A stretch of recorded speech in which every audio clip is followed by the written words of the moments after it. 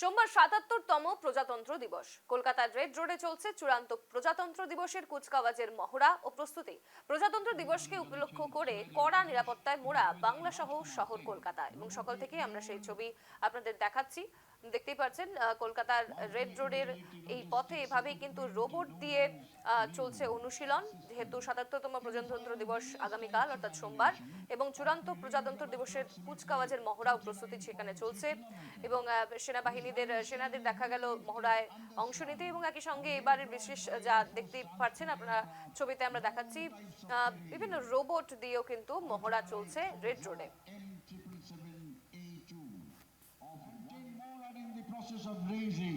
This battalion draws its fighting strength from recruiting sons of the soil.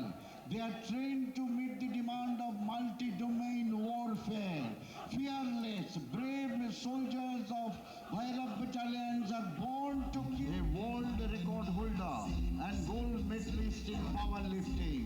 Contingent of winners, women police contingent of West Bengal and Kolkata. এই মুহূর্তে আমরা সরাসরি নজর রাখবো কলকাতায়। এই মুহূর্তে আমাদের সঙ্গে যুক্ত হয়েছেন প্রতিনিধি অভিষেক সিংহ। অভিষেক, আগামীকাল ৭৭তম প্রজাতন্ত্র দিবস, এবং সকাল থেকে যে ছবি আমরা দেখাচ্ছি দর্শকদের, যে গোটা বাংলা সহ কলকাতার রেড রোডে এবং বিভিন্ন প্রান্তে কিন্তু মহড়া চলছে।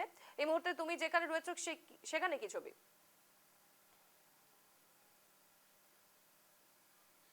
জানিয়ে রাখবো যে রেড রোডে কিন্তু এই মুহূর্তে কুচকাওয়াজ এবং মহড়া চলছে, একদম শেষ সময় প্রস্তুতি চলছে, এবং গোটা রেড রোড জুড়ে কিন্তু একেবারে সাজু সাজু পরিস্থিতি। মুখ্যমন্ত্রী মমতা বন্দ্যোপাধ্যায় তিনি কিন্তু সেখানে থাকবেন আগামীকাল, এবং সেখানে একাধিক অনুষ্ঠান রয়েছে। বিভিন্ন অনুষ্ঠানের মধ্যে দিয়ে কিন্তু এই দিনটিকে উদযাপন করা হবে, এবং সেখানে দাঁড়িয়ে তোমাকে জানিয়ে রাখবো পুলিশি নিরাপত্তা একদম আঁটসাঁট। যেরকম ট্রাফিক পুলিশের যারা উচ্চপদস্থ আধিকারিক রয়েছে তারা যেরকম থাকবে, সেরকম ভাবে পুলিশের উচ্চপদস্থ আধিকারিকরা তারা কিন্তু একেবারে রাস্তায় থাকবে। বড় বড় যেই রাস্তার মোড়গুলো রয়েছে, যেরকম খিদিরপুর, ধর্মতলা মোড় থেকে শুরু করে পাঁচটিক মোড়, সেখানে কিন্তু প্রচুর পুলিশ বাহিনী থাকবে। এবং রেড রোড যেহেতু এখানে কিছু অনুষ্ঠান হবে সেই জন্য বন্ধ থাকবে, সেই কারণে পরিবর্ত রাস্তা হিসাবে মেয়র রোড থেকে শুরু করে একাধিক রাস্তা, বাবুঘাটের দিকের একাধিক রাস্তা কিন্তু সেখান থেকে কিন্তু গাড়ি যান চলাচল করানো হবে বলে জানা যাচ্ছে।